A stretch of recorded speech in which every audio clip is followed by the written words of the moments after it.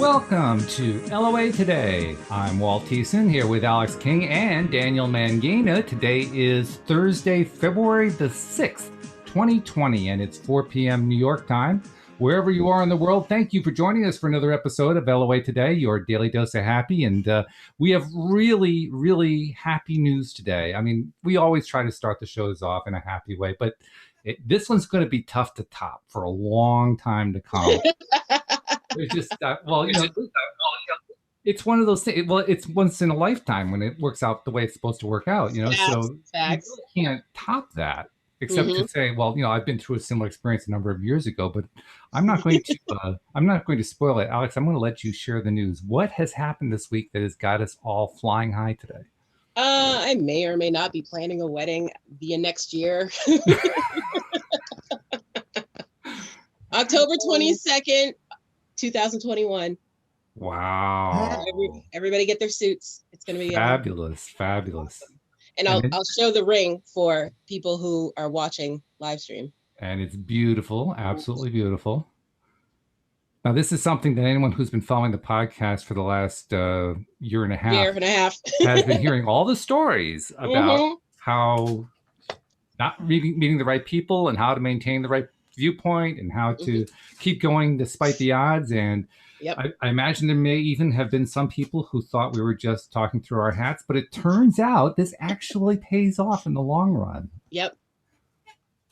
And that's all she has to say. She has nothing else to say. She's speechless this week, folks. And, almost. Whoops. She just rose up too. Oh, she's got a call. I'm overjoyed at the news and overjoyed at the happiness and overjoyed at the manifestation. Oh, sorry, I missed all that. I had a phone call. What? You have to watch the replay now. I've given them. It doesn't happen twice. The truth was in the moment. So. Oh man! All right.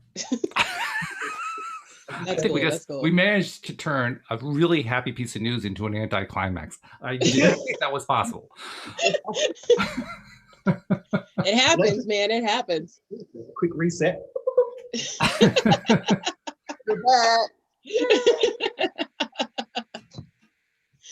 Oh man. Yes, it's been a long trial and tribulations and all the dating apps and and it's been a long road, but I finally made it to the end. Well, not the end yet, but yeah. Well, the next great step, actually. Yes, the next great step. The next level, as the fiance would say. Well, yeah, that's a good way to say it. One of the things that, of course, you'll be dealing with, all the wedding plans and the lists and all the stuff that you end up going through. And if it's anything like anybody else's wedding, you'll be stressing and all that. And the thing to remind yourself as you're going through it all is this is just the celebration of the first day. The rest of it comes afterward. Right. Well, that's why I'm starting now. So I have plenty of time to delegate amongst everyone. And delegation is the key to de-stressing. So if I don't have to worry about it, not my problem. Well, yeah, that's the right way to do it. Absolutely. Now, there are going to be some people who are not yet at the point that you're at and who are going to want to know a little bit more about what the secret is. I mean, they all know the secret because they're all followers of LOA Today, but they're going to want to know what did you do that worked? Why did this work, do you think? I stayed focused on my goal, and I always knew in my mind what my worth was, and I wasn't willing to settle for anything less. So I just put it out there, and I let Kenny, my fiance, know what in the beginning of the relationship, what I was expecting, and what he let me know what he was looking for, and we matched. So here we are 4 months later with a ring. And Daniel was actually cheering you in the background. Did you want to add on to that, Dan? Just celebrating. Just celebrating. Okay. The celebration goes on. Well, this is an interesting day because we also had set aside time today to talk about Daniel's book. And I mean, kind of in a way, this is really like the after effect of stepping beyond intentions, really. I mean, she set her intentions, she stepped beyond them, and look where she ended up. There we go. Right? You're living it and doing it. Or we could even say that this like getting to the space where you were ready to make it happen was what happened. Yes. Because you had to be clear and had to be that frequency before you were able to even have that experience of connecting with him. Exactly. So we could really say that that's where the work was done. And now you're in front of living beyond intention. By the way, Dan, your voice is cutting out and in a little bit. If you can get closer to a mic or whatever, make an adjustment, that would be helpful, because we usually lose like the first 2 words of your sentence. So he's not using his snowball today. That's what it is. Okay, that's what it is. Well, it worked okay on Tuesday. That was fine, except for the fact that when he came inside, it disappeared. But today seems to be a better day for Wi-Fi. I'm right next to so basically, because of the traffic noise, I decided to be next to the window. But I actually quite like the backdrop of this. So I get I do too. the lighting of the sun, the backdrop of the backdrop, and the outside without the noise. Got it. And the noise was interesting yesterday. There was a bird, I believe, in particular, that was chiming in, not yesterday, but Tuesday, was chiming in regularly and basically adding his or her opinion. Yeah, just really wanted to, Source just wanted to express itself through a bird. I guess so, yeah. At this level of consciousness, who are we to say that a bird does not have something to say about LOA? True. Oh, I have personal experience with it, actually. I mean, I'm like 98% confident that on one particular occasion, while Louise and I were still living in Virginia, I was visited by a bird, and I'm 98% sure it was my dad coming back to say hello, because I was mowing the lawn, and that was one of his favorite things to do. So this was his way of saying hello. And the reason I figured it was an actual visitation like that was because it was a mourning dove who had no compunction about the fact that I was sitting on this massive rider mower and was standing like 3 feet away from me and looking with the mower running. Wow. That would normally drive a bird away, and this is bird like kind of looking at me like, okay, well, do you recognize me? We could say that really, I'm looking at signs a lot recently and exploring their meaning and space. And at the end of the day, everything can be a sign that informs us if we believe it's a sign that informs us. Right? That is precisely true. Yes. Right. Your dad, having crossed over, returned to pure energy, right? And so everything is available for the energy to express itself in a message to you. It just is caught in the moment. Yeah, actually, the tricky part is being both aware enough and having a clear enough signal that when you're getting signaled, because there's just so much stuff that we deal with every day, so many interfaces that we have that, okay, well, how do I know it was that bird? Yeah, you got to tweak your filters. Belief. For me, it always just comes down to belief. The stories that we overlay on the experience give us the opportunity to talk about what it is. Yep, I agree. That's true. So, well, before we get into the book, should we? Is there anything else that you wanted to bring in about this wonderful piece of news you have, Alyx, or should we go into the book? What do you want to know? I mean, basically everything's legitimately planned. Like, what do you? I was not messing around. Well, you realize there isn't like an irony in there. You gave yourself 1.5 years to plan for something that's already planned. Well, now I just have to pay for everything, and well, not me personally, but things have to be paid for. Dresses have to be delivered. Bridesmaids and groomsmen and all of that have to get their stuff together. All that, fun stuff. So, is this where Asperger's actually plays a positive role for you? Actual factuals. Because it keeps you extremely focused. Yes, it does keep you focused. Like I've already done. What did I do last night? Last night I stayed up late and I did the whole list, the invite list. I've already. What? Huh? What? No, I was about to say something, but I'll text you.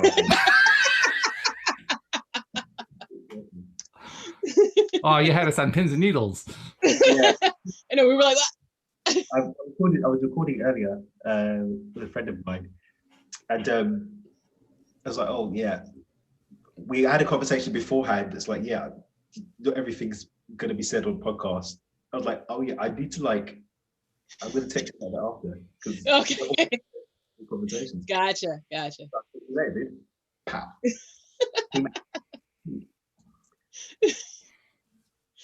Oh my gosh. Well, I don't know what else to add then. I mean, if you've got it all figured out, you can just, tell us what we need to know and we're done because you've got it Well, like covered. I said, the date is set. So October 22nd next year. Let me see what else. The bachelorette party, it's going to be a joint party, is going to be on my birthday weekend that year. So, Oh, wow. so it's like a week-long celebration situation. Mm-hmm. The venue has an indoor water park. So that's going to be fun. Wow. Yeah. Wow. And the colors are purple, black, and silver. Wow. All right. I have to ask. You guys aren't going to exchange vows on the way down the water slide, are you? No. The water slide is for the after the party, after the reception. Well, I'm just checking. Checking, No. Like I'm traditional, but like low key, like some things are modern, Unicorns, right? You expect me to get my hair wet? Are you serious with that? Riding on a unicorn? Hello. Riding on a unicorn. Carriage unicorn, horse and carriage, right? No, the most unicorn I could have I don't know, I might get a unicorn tiara. I wouldn't be surprised. Ding, I just had an idea. With unicorn people. Yeah, that's what I'm thinking. With unicorn colors. I know it's planned, but I'm seeing the future and it's unicorn. Well, I had to compromise because he's actually one of the types that want input in the wedding. And I was like, oh, okay. I guess we can have one of your colors then, I guess. So I'll do 99% and you get 1%. Yeah, exactly. I was like, but this is my day. He's like, it's my day too. I was like, who raised you? Like, your part's done. Like, just show up. Just show up and hand me the checks. Like, that's all you have to do.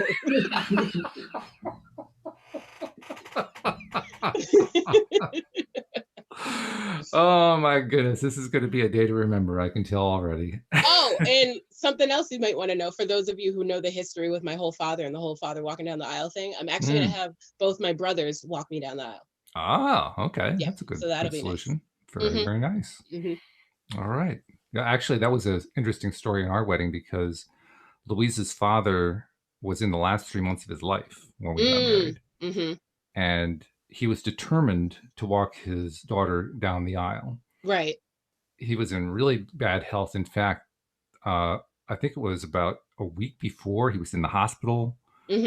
And his instruction to the doctor was, I don't care what you do. I need to be at my daughter's wedding. And the doctor replied, no problem. We'll juice you up and you'll be ready to go. He literally used that phrase, we'll juice you up. Right. And they were putting all these fluids into him and everything. I mean, they were juicing him up. They were basically giving him the best ability that he could possibly have to be able to walk down the aisle. And this is for a guy who basically was not in walking condition. But he did it. And it was a little bit precarious because it was actually both him and her stepmother on either side of her walking down this narrow aisle. So you have three people in this narrow aisle. One of them is about to fall over. The other one is fortunately not a really big person, so that they could squeeze in there. And my wife is in the middle, or actually my fiance at that point is in the middle, trying to guide them both very carefully down this aisle. But they made it. They got there. No injuries were reported. It was good. Oh, that's nice. That's a nice story. Well, that's one of the funny thing, not funny, one of the fun things about weddings because, well, I think you're already planning a few of them, but there are going to be some unplanned things that happen that kind of define the whole event. Oh, I know. I helped plan my sister's wedding, so I'm well aware of the unawareables. and the unawareables, yeah, it's a good description for them. And they're great because they're the things you remember more than anything else. Not that the other stuff isn't memorable. But, I think probably the most vivid, what'd you call it? What was the phrase you used? Unawareables? An unawareable, yes. The most vivid unawareable for our wedding was that when Louise was driven to the site by the limo driver, she was driven in a limo that apparently was not in perfect mechanical condition. Ooh. To the point where when they got to the location, she wanted to be let off at a particular place because it would be easier with her dress and so forth to get in there. And in order to do that, the driver had to go around this really tight corner, couldn't quite do it, and needed to back up. And that's when the mechanical problem emerged, because Oh. it turned out the limo did not have a reverse. What? Oh my Reverse God. was not working for this particular transmission. So she gets on her phone and calls my brother, who's my best man. Yeah. And says, Mark, I need your help. I need you to get a bunch of guys down here to push the limousine backward. So my very communicative brother says nothing to me except to say, don't worry, everything's okay. And then takes all the men out of the audience and leaves. Yeah, that's not suspect at all. There's a few people missing. we did get photos. Yeah. Awesome. And yeah, all these guys in their tuxes pushing the limo backward. It was really something. Oh, that must be a great photo. So that was our most memorable takeaway from the day we got married. Well, that was ours. Actually, our audiences, a large portion of our guest list were friends of mine from the swing dance community in Connecticut. So we had a fabulous floor show because we had some of the best dancers in the state. And the audience were loving it, which was great. And I was a little bit worried too, because when you have people who really know what they're doing, it can kind of be intimidating to other people. But that's not the way people took it. People took it like, oh wow, I want to go do this too. I have no idea what I'm doing. How does this work? Well, swing dancing does that for you. It makes you want to feel included. Yeah, that's true. Yeah. Daniel's already into it. You can just see he's making steps as we're talking. I love it. So, all right, well then we can get into the book. Before we do, I'll do a couple of promotional announcements, just reminders. First of all, if you're not yet a member of the Law of Attraction Pivot Pals group, become a member and share your vignettes, as Cindy Chavez and I call them. Whatever it is you're trying to do, like, finding a mate and getting married, for instance, could be one of them. I don't know where that one came from, but but it can be anything that you're trying to attract into life. And the best part is you're doing it in a group that is a closed group, and it's all people who are listeners of the show. So it's a very supportive atmosphere. You're not going to get a lot of people, saying, "Oh, don't go after that. You're setting your sights too low." You're not going to get any of that kind of thing. There's no negativity. Thing. So come on in and join us and do what the smart ones are doing. The smart ones are coming back on a daily basis and revisiting their vignette. Revisiting it and playing it in their mind and basically building up the vibration of it and building up their belief in it. And that's really what works. So join us. We hope you do that. Also become a subscriber if you're not yet a subscriber. Most of you are, but just in case a few of you are not and are not sure how to do it, we've made it really simple. Just go to the homepage of our website, loatoday.net. And at the top of the page, you will find instructions that are basically 1 or 2, maybe 3 clicks away from becoming a subscriber. And then after that, you're a subscriber. All the episodes come streaming to your device just like that. And you can also, like Alyx said, you can see us on YouTube. You can actually see Alyx's ring. Just go to YouTube for that, right? Where can they find your ring on YouTube? Tell them about that. Well, if they go to YouTube, they can search LOA Today podcast videos. And once you've done that, you will see our smiling faces. Down below, hit the red subscribe button. Next to the red subscribe button, there's a silver bell. Click that silver bell and make sure you click all so you will always be notified when we are live. Daniel doing his great Vanna White impersonation in the background. Thank you again now, because there's 2 of you and I can see the yellow thing flicking back and forth. Seriously, Alyx, Tuesday was very precarious without you. Yeah, because the green thing's like it's always on you. So. I was muting it before I did my dance. Like there was a lot that went into it. Well, I'm glad you missed me, guys. All right, so Stepping Beyond Intentions, which was a book that you wrote. When did you write this one, Daniel? Oh gosh, I released it in September, but I've been working on it for a decade. For a decade. Wow. Yeah. So this is a book that had a lot of thought put into it. I mean, 1.5 years planning for a wedding is nothing compared to this. This was draft 4 or 5 of the book. Went on the shelf, came off the shelf. I'd actually released it in 2018 in August and then took it off the shelf the next day. It's like, nope, it's not ready. Wow.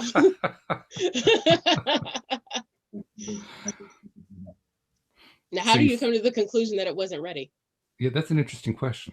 Mm-hmm. So there's a different level to this, because initially when I first started to write the book, it was actually called Not That You Care.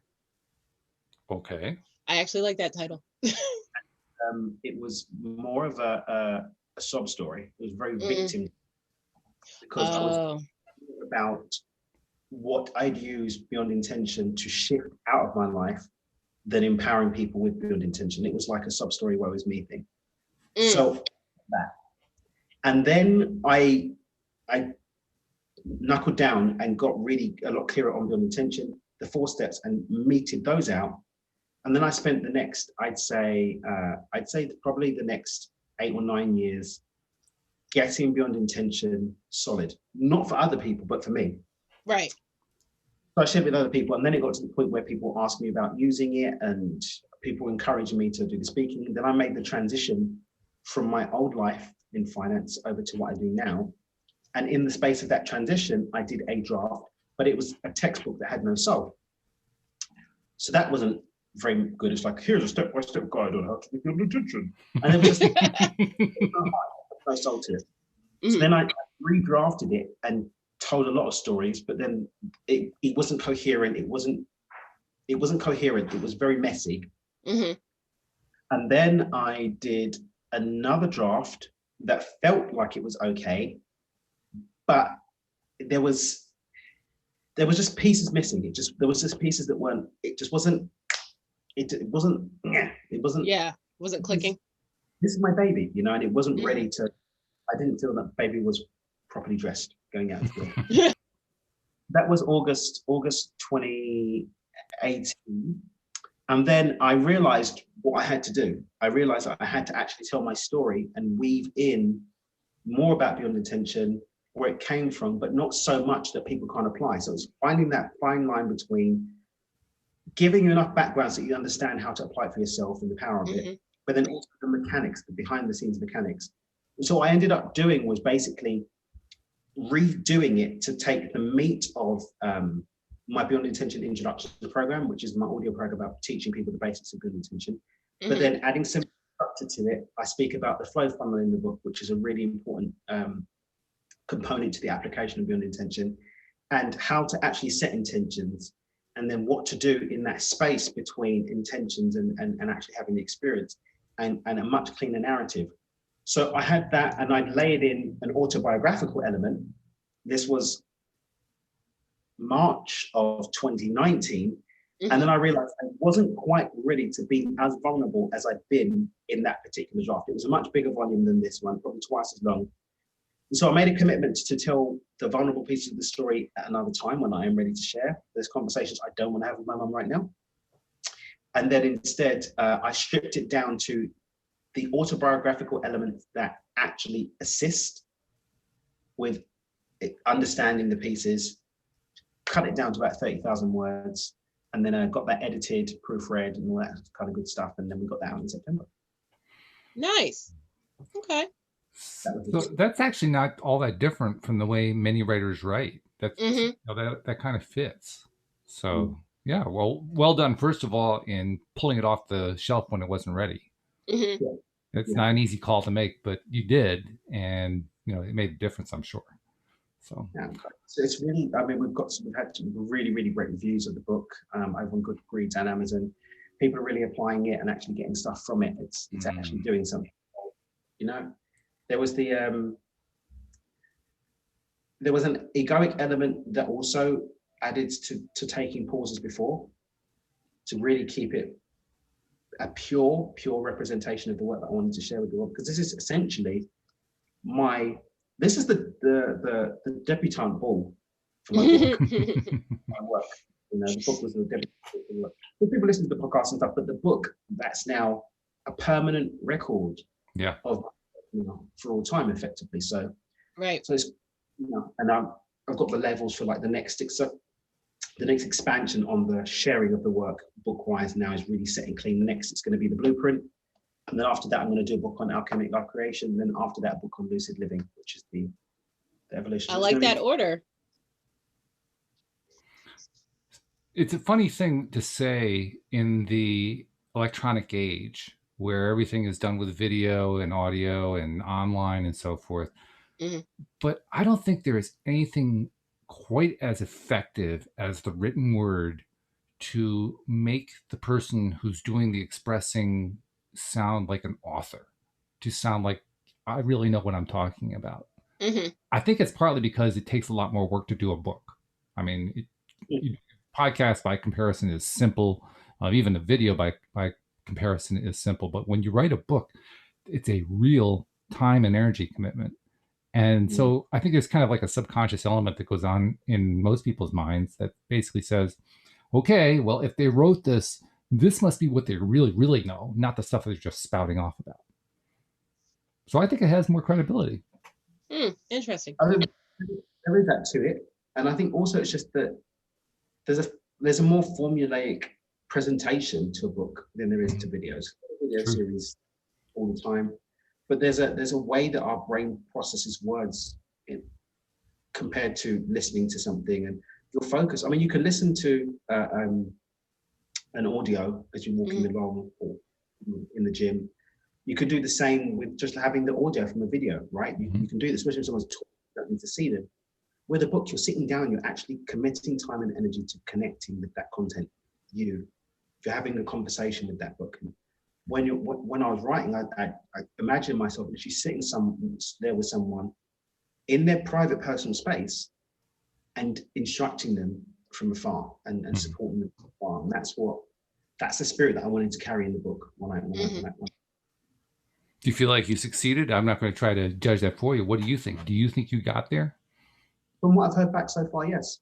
Good. I'm ready to go to the next stage. Even people that have been doing my work, and this is what was really interesting, people that have been doing my work that have been to, so a woman who's at my deep dive coaching weekend a couple of weeks ago here in Los Cabos, this is her second retreat of mine that she's been to, and she's done some coaching with me, but she's still got some work. All right. Okay. That's good. So, in November, read the book after, and it's like it just tied pieces together. Gave him that structure to apply what he did. So yeah, I believe it has done that. Okay, good. Well, normally when we do book reviews, we normally actually read passages from the book and then talk about different passages. I get the feeling in this case that's probably not our best play. I think our best play is to have you tell the story kind of ad hoc rather than reading it to us, because that way it's fresher. It's more you coming through. So start us off. You're in the introduction. What are you telling us about in the introduction? What we're doing in the early part of the book is just setting the scene for the fact that Beyond Intention is about understanding that life as we experience it is the result of what we're intending, whether consciously or unconsciously. But bringing about a conscious expression requires taking an active conscious role in what we're intending and therefore creating. So we're not allowing ourselves to fall prey to allowing our subconscious patterns to be the storyteller, not allowing our past lives or our soul contracts or our parents' programs, none of that. We're saying that regardless of what the lay of the land is, regardless of what the narrative has been till now, here I'm taking the step into choosing, disrupting the unconscious and making our choice a conscious decision about where we're going to go next. And that this book will empower you to be able to start doing that consistently. And based on what you were saying a few minutes ago, this was basically you sharing what you'd learned out of your own experience. So there was a storyline that kind of went along with that, right? I don't go so much into story here because, so the thing is, the fine line that needed to be walked for me, I wasn't ready to walk it yet emotionally. Okay. Because when we speak of disempowering situations that we've been in, if we're not ready to sit and hold that fire in a conscious way, we can end up reconnecting to those experiences and allowing that energy back into our life now. Also, there are, for me personally, as something that I've battled with over the years, is the egoic need to share about what I've overcome, not to support people, but to show how good I am. And and as I sat with it, I was like, I don't really feel clean, and that's where I'm coming from here. So I left the story part out until I really feel confident in the work that I continue to do with myself, that the energy that I'm conveying through the book is a very clean energy. So I've touched pieces of story, but I've kept it really, really tight. What we've really more done is gone in the narrative of how to set intentions, the important pieces that need to be at play before we go and set intentions. And then once we've got that intention, how do we bring it to life? How do we create that alignment with it so that we can have the experience? And that's the narrative that the book goes through. Which is unusual. I mean, usually when you have a nonfiction type presentation where they're mixing together stories with factual presentation, usually it's fact, story, fact, story, fact, story. And you're kind of breaking that pattern up. You're going fact, fact, fact, fact, story. I'd say story, fact, fact, fact, fact, story, fact, fact, fact, fact, fact, story, fact, story, fact, story, how. That's in that order. I've checked. That's exactly what it is. I don't lie. So it's just weaving in when there was a story that was relevant to understanding enough of the background to that step so that you can see why it's applicable. So for example, when I'm speaking about clearing, I'm speaking about personal experiences with cutting energy ties. I've got a lot, what I've actually did a lot more of was giving case studies to people that I've worked with in my work who've used Beyond Intention. So it's not just me, this is how this person used it for this, and this is what the result was, etc., etc. So the next book in the series, The Blueprint, is going to be a little bit more story-led. There's going to be a lot more case studies in there, specifically on going through the application of Beyond Intention called the Ideal Life Blueprint, which is what the book's going to all be about. And then the Alchemic Life Creation piece is going to be more conversational. So I'm actually in the process of interviewing experts in the fields around the elements of alchemic life creation. And much like a recent book I've just been reading, The Power of Eight, where the book is actually her showing her getting to the answers and going with her finding the answers. I'm almost fact checking the alchemic life creation piece with experts in the field and discussing that in the book, and therefore teaching some of the elements of it. So that's what we're doing with that one. Okay. So then take us back toward the beginning of your book, maybe not the very beginning, because you laid out some of the ideas at first, but tie us into one or two of the stories that you told in the book and show us how you use that story to illustrate your points. So there was a really interesting experience I had in October of 2018. I'd been in an interesting relationship dynamic for a while, like a very, very interesting relationship dynamic. And I'd been trying to bring an end to that on really good terms for more than a year. And it just wasn't working. Like, no, I'm not going anywhere. I'm staying. We'll work it out. But only one person wants to fight. And then what happened was that I was in Florida. I was teaching a workshop down in Florida, and I was with a friend, and we were drinking a glass of wine and just talking about life and all sorts of good stuff. And then I said something. I said one line. I said, because you can't have everything in a relationship. It just slipped out. I didn't know where it came from. Yikes. My friend was like, what did you just say? And I was actually we were together in Dubai. I know through the work with Dr. Joe Dispenza. She's actually in his team, his events coordination team. And I'm so grateful for that awareness coming from the outside, because I would have completely missed it. I didn't. And who knows how many other times I've been in conversation where I've said similar things, similar disempowerment, similar signs to what patterns I was running on that I didn't hear. And this goes to listen. Step 4 of Beyond Intention, which is listen, which is thinking and feeling, thinking and living with awareness, and also being conscious of the environment that we create and the people, places, and things that we populate it with. Are they supporting who we want to be? In that instance, I demonstrated that I had actually, in my environment, someone who supported how I wanted to show up, because when I was showing up in that moment out of alignment with how I wanted to be, the space of disempowerment, not seeing that I was limiting myself, that mirror came back and let me know, hey, bro. Yeah. I mean, and from where I'm sitting, that sounds to me like inner being coming through. basically saying, okay, here's my moment. I'm going to, God bless you. Yes. So I'm going Thank to you. insert, the fact that Daniel has been kind of missing this, but since I'm Daniel, it's okay for me to point it out. So I'm going to point out to myself that I've been missing this, and the way I'm going to do it is I'm going to do it in a way that my other is going to say, wait a minute, what are you talking about? So Yeah. that it Exactly. comes to the fore. And again, I'm a firm in hologram theory, which is something I speak more about in alchemic life creation work, which is basically the viewpoint that everything that we experience is just a holographic reflection of our state of being made manifest as an illusion that we experience as our world. And so for me, every single piece of my environment, going back to what I was saying earlier about signs, I honestly believe that every single piece of my environment is offering me signs and guidance to support me in my intentions.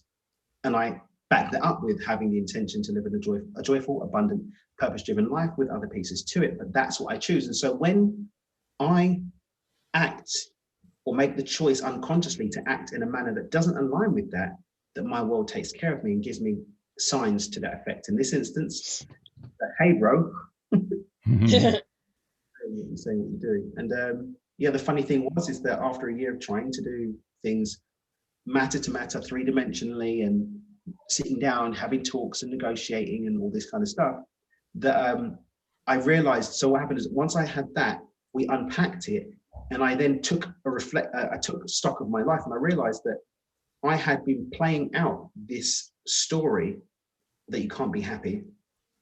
I uncovered what was underneath it, which is what I didn't really believe in, the existence of happiness in the relationship anyway. And so obviously subconscious programs are going to be playing out that reality truth, right? That illusion that that's not the case. And when I caught it, I didn't have to go and do a year of shadow work. I just had to make the choice that I didn't want to do that anymore. Right. And within a week, she disappeared. She just left, just up and left.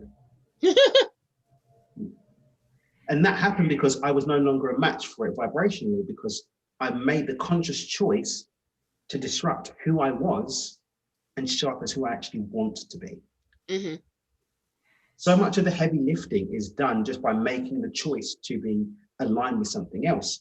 But that starts with having a clear intention and then making the choice to show up as that new frequency. And that's what beyond intention really is.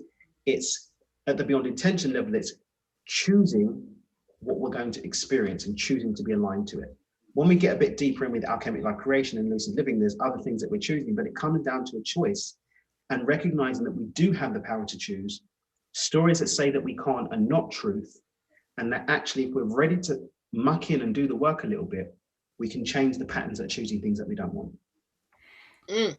So, from the perspective of what you write in the book, why do we so often end up not spending, or let me phrase it differently, spending so much time avoiding identifying what our choice is? And when we do finally get to the point where we make the choice, why do we keep stumbling around so much? Because we haven't chosen.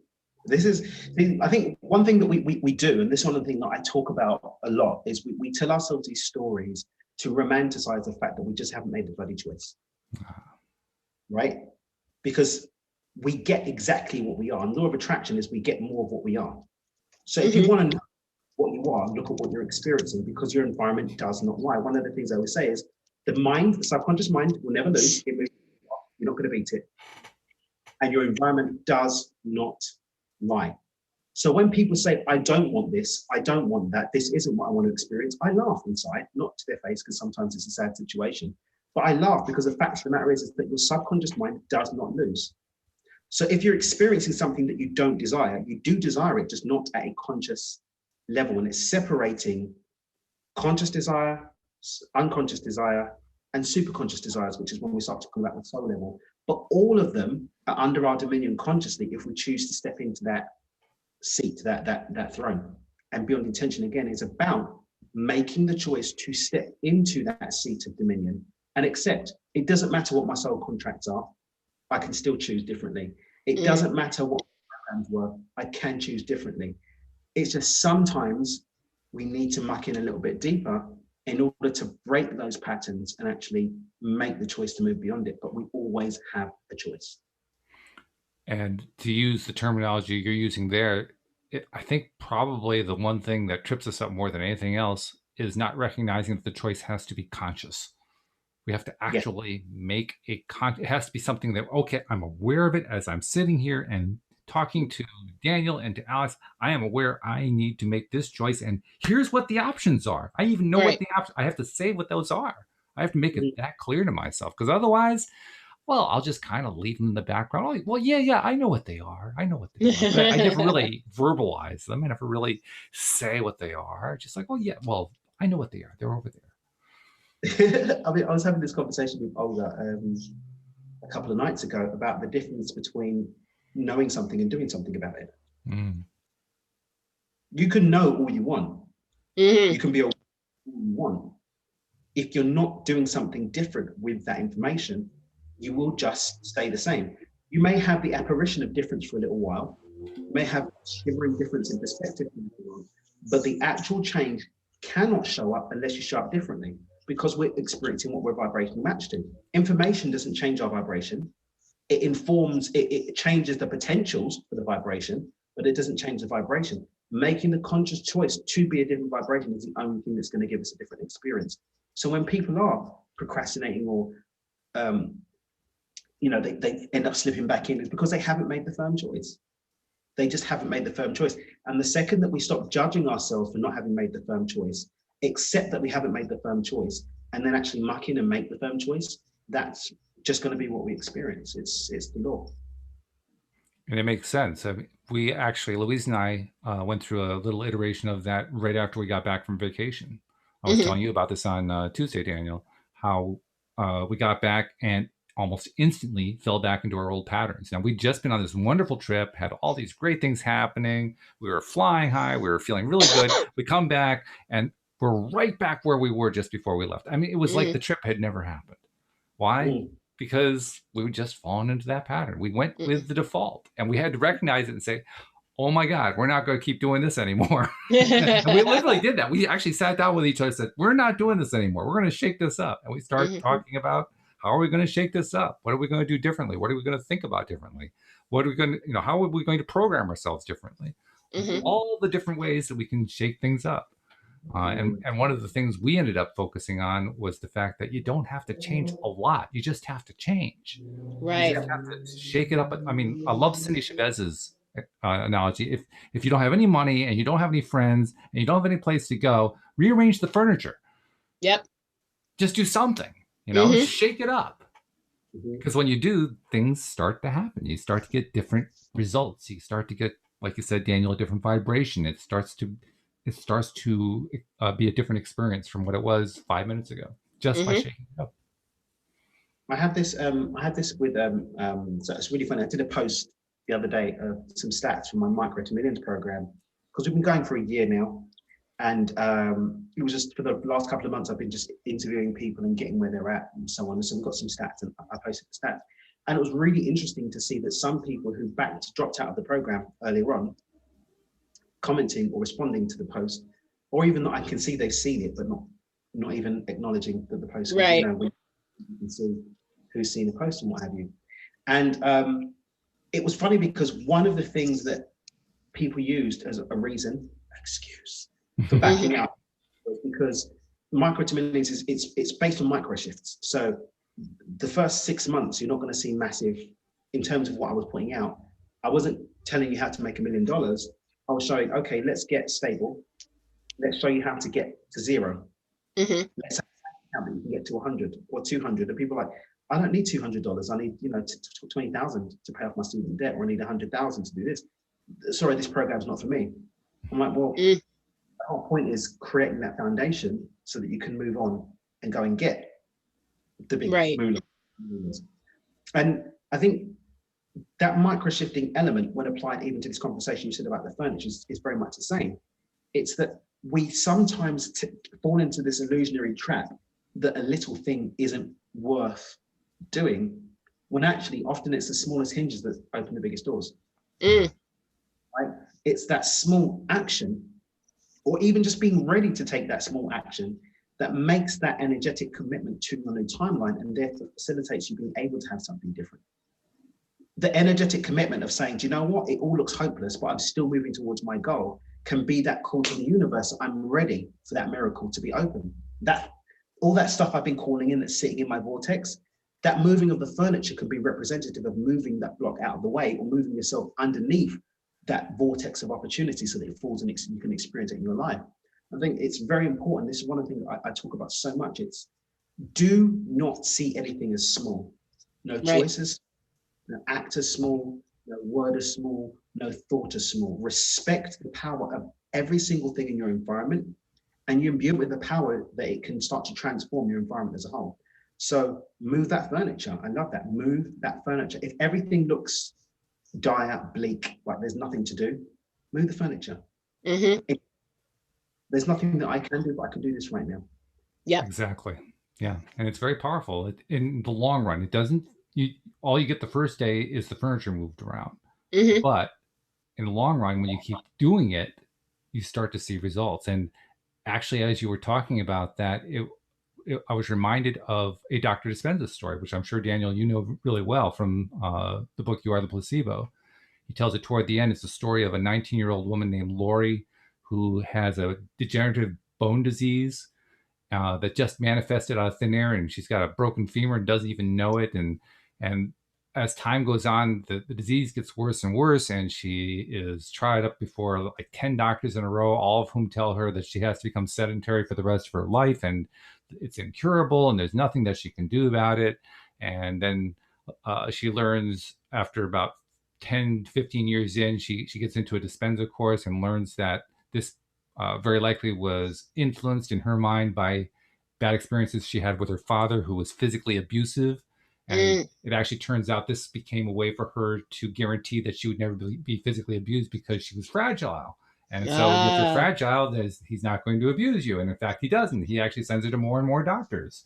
So it becomes a self-fulfilling prophecy. And my point in bringing up this story is it took her 30 years to overcome this thing.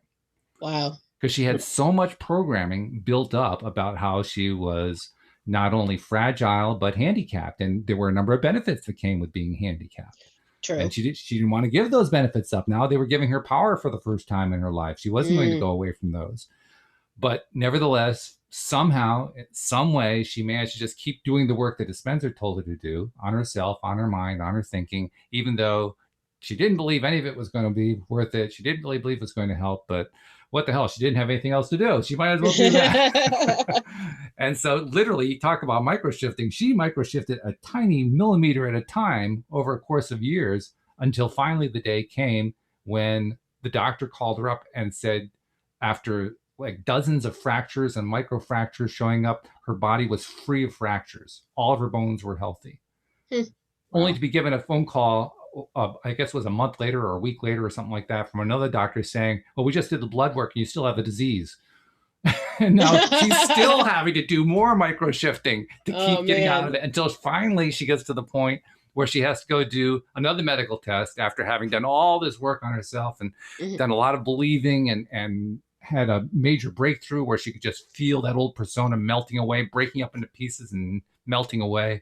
And then like I said, she gets to this point where there's this one more blood test to take to see, well, has she finally rid herself of the disease, and she can't face it. So she puts it off for a month, and then she goes to do it, and she goes to do it with the idea of, well, doesn't matter. I don't care what the results are. I'm just going to go and get it done. And I'm just going to be happy with who I am. And, if I still have a disease, then I still have a disease, and there's nothing I can do about that, but I'm just going to keep being who I am. And it turns out that the disease is gone. So she went through this long, the book takes 16 pages to tell this story. This is, your typical Neville Goddard story takes a page, maybe half a page, something like this. This is 16 pages long, just to tell this story. But it shows, and I love this story for this reason, it shows everything you go through when you're up against the wall with something that is seemingly impossible. And just... it's almost like you're fighting yourself, trying to figure out how the heck am I going to do this crazy stuff that they talk about on the radio shows and on the podcasts and in the books and in the workshops that I know can't possibly work. How do I keep myself going? Well, she found a way to keep herself going, and it worked. Yeah, I think a lot of us suffer from instant gratification disease, because like if we don't get instant gratification, we're like, nah, it's not for me, I'm out. Like, it happens all the time, and I think that's the struggle that Dan has with a lot of his followers. They're like, oh, it's not going to work overnight. Yeah, I don't have time.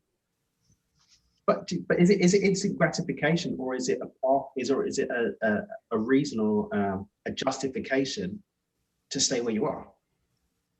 Both, I think.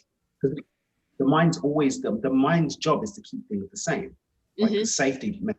Okay, give me the program, I'm going to run with it.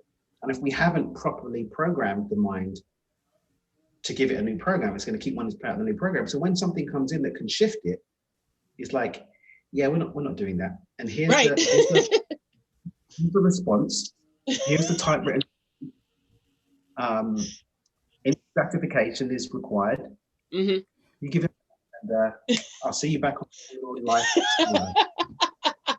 Facts, man, facts. Good one. Nice try, mate. Good joke. It's like the body and the white blood cells fighting off, things they don't recognize. That's exactly what it is. Exactly the same.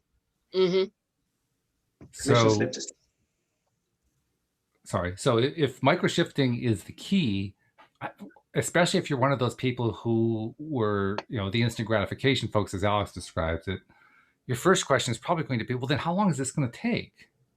How long does it choose for it to take? So long as you're not making the choice for it to be done, you're going to be in the river of change. It's like one thing that I witnessed a lot, especially if I'm spending more time in spiritual communities and, this kind of community, whatever. It's, oh, I'm just in the river of change. I just uncovered another layer to this.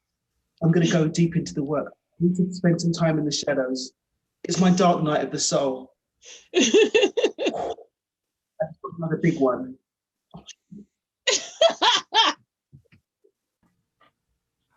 Or you could use the blank slate of the now and imprint it with just being happy now. Would you like some happiness now? But I recognize that we often have to, was it Tony Robbins says, I think it's Tony Robbins, someone's quoted me on this now, it's really funny, quick segue. I've said this a couple of times, a friend of mine couldn't find the Tony Robbins source, so she just made a quote of me saying it. I'm like, thanks, but I got it from Tony. But change doesn't take time, change, it's getting ready to make the change that takes time. How committed are you to still being the same person? The second that you're ready to let go of that commitment to be who you are today, you can make the transition into being someone else. Moment to moment, we're offered the opportunity for a blank slate to create anything that we desire, but our desires are going to be informed with who we are at the moment. So if we're not ready to make that leap as who we are now, then we're going to keep repeating the same thing. So what we're micro-shifting was creating a compound effect of commitment to the new state of being till we reach that point where we do have enough strength, enough leverage over self to let go of the old and step fully into the new. And I think that's part of the specialness of Lori's story, because Lori was faced with having to try to create a blank slate combined with zero belief that it was going to work. And that's not easy to do. Right. And she had a lot to unpack. Oh, yeah. Right? I mean, that's a tough game right there, because it's a little bit easier to try to imagine, okay, I'm going to attract a parking place because, there's at least a decent chance you're going to get one anyway, so right. You can kind of, you can justify it in your mind. Overcoming a disease that your doctors all tell you can't overcome because it's incurable. That's a different kettle of fish. It really shouldn't make any difference. I mean, Abraham has pointed out attracting a castle is the same as attracting a button, and truly they are the same, except experientially. Experientially, they are not the same. They are quite different. But that's the layer of reality and truth. The truth is the same thing. Manifesting $1 million or manifesting $1, it's exactly the same in truth, but in reality. we have the layer of our stories that create this illusionary separation that stacks this pile of bricks underneath our vortex and stops that stuff falling into our life. Picking away at those stories requires being ready to let go of the gratification in terms of payoff, of the sense of self in terms of identity that we're invested in that contains those stories. When we're ready to do that, then we'll realize that it is just a finger snap, and that's when we can have something new. But it does require letting go of those. And that letting go can be a real challenge. In the meantime, while you're letting go, you're also trying to figure out what you can figuratively hang on to with your fingernails. So what do you hang on to? So this is what the book really supports you in being able to do, being able to create that micro-shifted experience in an empowered, forward-moving way, and to create that alignment. So for example, you're saying there's that separation between belief and acceptability. So parking spaces, we accept that as being possible because we know it to be possible. We've had experience to know it's possible. But we can create those experiences on a number of different levels. We can create those experiences firsthand by micro-shifting into similar experiences and chipping away at the stories. Secondhand, spending time with people, places, and things that support the story that we want. And also, you can use the power of the mind. That's one of the things I talk about in the book as well. Using the power of the mind to create that experience within the mind, because the mind doesn't know the difference between a real experience and an imagined one. So this is where visualization comes in. When you visualize with the fullness of your being, that experience happening in firsthand in your mind, you chip away at the story. It's where mental rehearsal works, because mental rehearsal creates those grooves in the mind of possibility, so that when you set that intention and line your frequency up, that gateway of experience is our belief steps out of the way and allows it to show up for us. I'm curious to know whether this fits in with what you talked about in the book from your perspective. From my perspective, one of the best rules of thumb I can follow when I am feeling reluctant about committing to that choice, because deep down, I doubt that the choice is actually going to work out, or I believe that it can't work out, or something along that line. And that is to just follow one rule of thumb. Just do it anyway. Just do it anyway. And that has gotten me through a lot of really rough spots. I'm curious, how does that fit in with what you teach in the book? Be deliberate in what you're choosing to do anyway. So push your edge and not your buttons is my phrase. Go to the edge of your experience, set an intention that's just beyond it, and then just do it anyway. But go just beyond. Push it, celebrate it, anchor in that new. So now the bounds of what you consider to be truth and possible expand. And then you do that again, and then you do that again, and then you do that again, until your mind becomes so practiced in witnessing your boundaries being pushed that it no longer resists you asking for anything, because all it's witnessed from you is you consciously bringing your awareness to setting an intention beyond what you believe is possible, achieving it, setting attention beyond and achieving it, setting an intention beyond and achieving it. That becomes the new norm. The autopilot now is positively polluted with experience of you pushing the boundaries of what's possible, moving on and creating that consistently time and time and time and time again. So we're touching on the second word in the title, beyond. Yeah. Beyond is the key element here. Yeah. It's a little bit further. It's pushing. It's like being in the gym and do one more rep. It's like being out on the track and running 1/4 mile more. But then, sorry, someone just tried to call me. So we're setting that. We're setting that. The difference is we write it down. It's like going to the gym and not writing down what you did last week. There's no cognitive connection between for you to move on. It's like you're doing that one more rep. Well, how many reps have you done today? How many did you set out to do? Did you actually achieve it? That's where the difference is. Because if I haven't written it down or haven't made any record of it, then how can I know that I pushed my buttons the next week? I don't remember what I did. I haven't celebrated it. I haven't anchored that in my mind as possibility. It can then be a fluke or something that happened that one time. Versus, no, I set out to do that one more rep. I've done it. Here it is. And this is me celebrating it. And that's keeping yourself accountable. Yes, which is a piece that supports some people. Everyone's different. That's another important thing about my work. I recognize that everybody is different.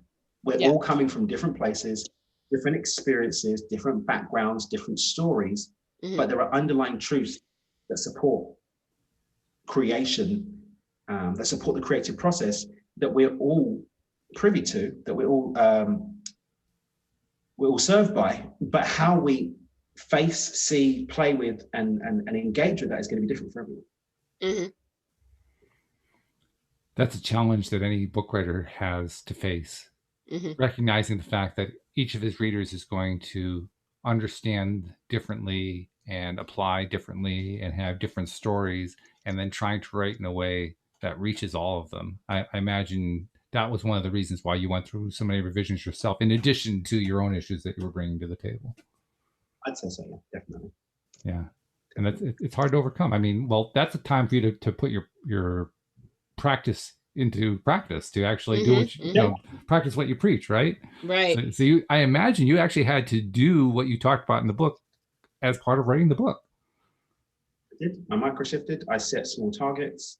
I identified where my edge was. I identified what I had to do so I could bring that edge down. I identified what was pushing my buttons and brought in support in order to carry the other pieces. I applied it, and the result is that the book is there now. Mm-hmm. Am I accurate in kind of not projecting, but it's not predicting because it's already happened. I don't know what the right adjective is, but am I accurate in saying, let's put it that way, am I accurate in saying that you more effectively made your choice in the last lap of doing the book, because that's when you really brought it all together?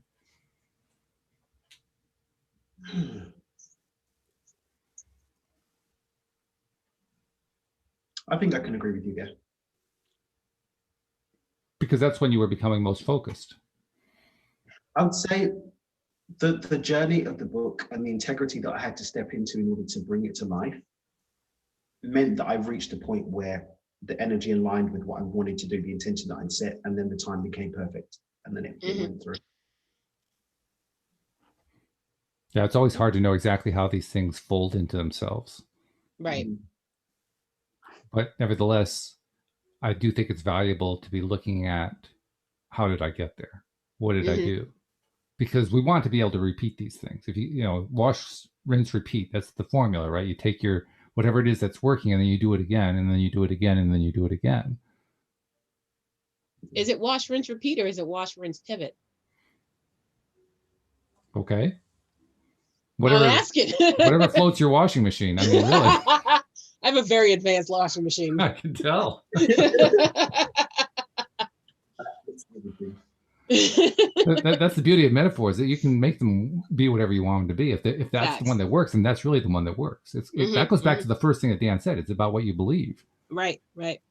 Truly, it really is all about what you believe. If you believe that you will attain enlightenment by standing on your head every morning for 5 hours at a time, then you will achieve enlightenment by standing on your head 5 hours a day.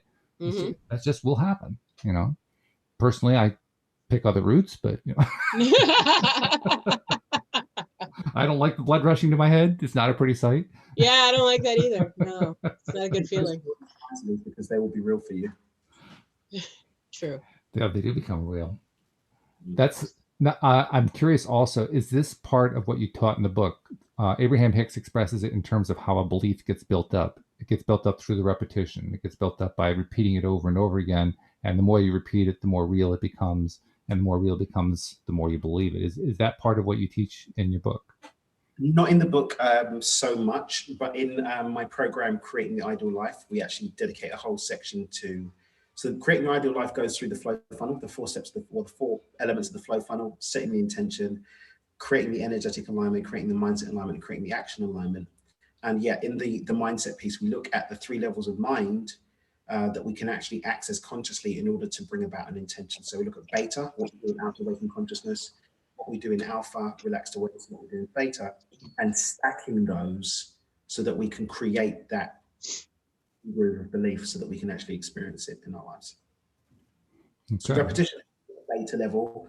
At theta level, you don't need to keep repeating it because you just drop it in.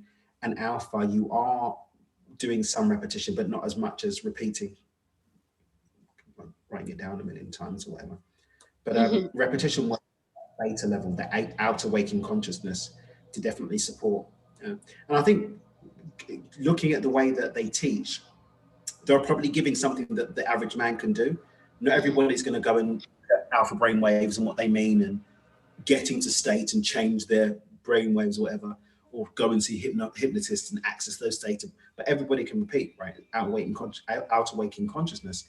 We all have, we use it every day. So it's something that we can all do. So if you're doing it there, it's a harder way, I think, really, because it takes more time, because now you're giving the time element, because you're literally hard writing over programs versus dipping in, changing the program at a root level, and then working your way up, and then following through with repetition to support it. So talk about that difference a little bit more. I presume that is part of what you got into in the book. So explain that difference a little bit more. Like what? How do we understand that? I don't really go into this book because it is quite it's a more meaty topic to delve into. But suffice to say that we have different levels of our mind. The mind's operating at different levels, and you can support change in your belief systems on those different levels using different tactics. So repetition works on outer waking consciousness. You can use incantations, affirmations in a state of relaxed awareness. That works in alpha state. Visualization is more of an alpha into theta. Hypnosis, rapid transport therapy, and other sort of deep-rooted subconscious programming tactics work on there. So we've got these different levels of the mind that we can access in order to get the outcome. Okay.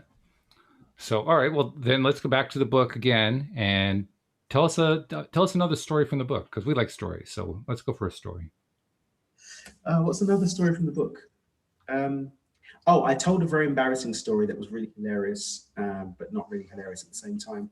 I used to have a more full-time travel assistant. She used to book all my flights for me. So I tell her when I need to go, when I need to be there, where I'm leaving from, whatever. If there's a budget for it, so for example, if I'm getting reimbursed or whatever, I give her that. And she'd send me a load of flights and say, which one do I want? She books it. And then I just show up at the airport, get on the plane and go. She's German, very, very, very efficient. So I was due to go up to Toronto to be on a TV show. And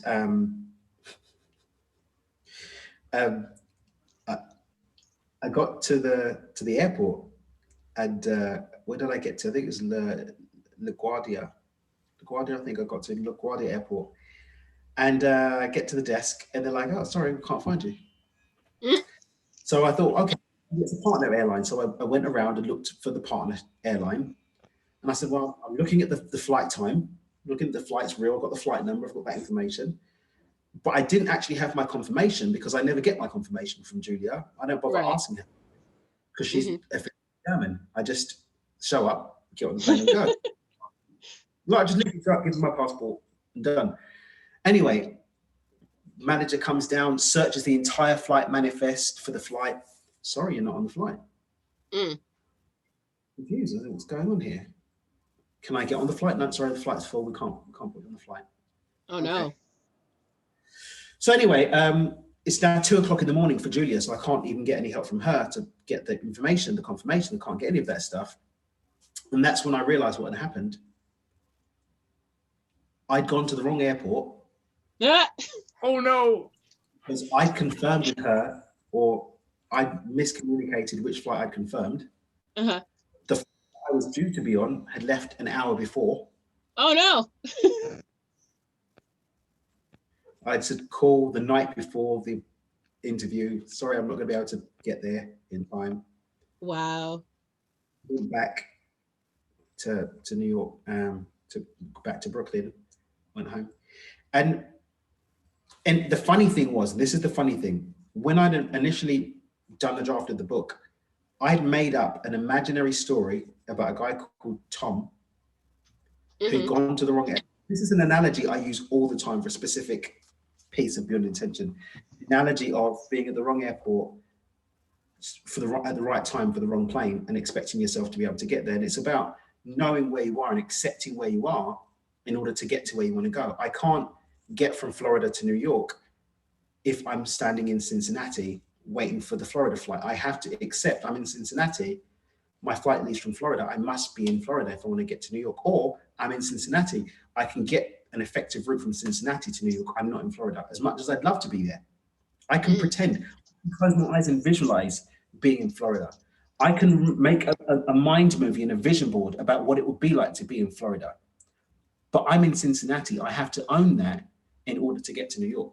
And then there I was in the middle of getting this last draft ready, right, living out the story that I told as an example of being in the wrong place and not able to get to my destination. And so own where you're at if you want to get to where you want to go, because only from where we're at that we can effectively create the right route to getting to our destination. Right. Well, that seems like a good place to stop, because we're actually a few minutes over. And I say it's a good place to stop because when Louise and I went from here to Florida for our trip, we had a stopover in, you guessed it, Cincinnati. And we definitely had to own being in Cincinnati because that's where we had dinner. So you know what the funny thing is, Walt? I don't know why I said Cincinnati. And I was going to say, ooh, okay. Nashville was in my head. Nashville was in my head. Wow. I wasn't going to use Florida. I was going to use something else as well. So anyway. On behalf of the podcast, I would like to thank your subconscious mind for giving me such a nice segue. I really appreciate that so much. And thank you also for sharing about your book. We'll have to go into the book a little bit more detail, especially what you talk about in the later chapters. So let's pick that up next Thursday and see if we can pick up some more good stuff. And congratulations once more to Alyx, who is now an engaged woman with a ring on her finger. Now.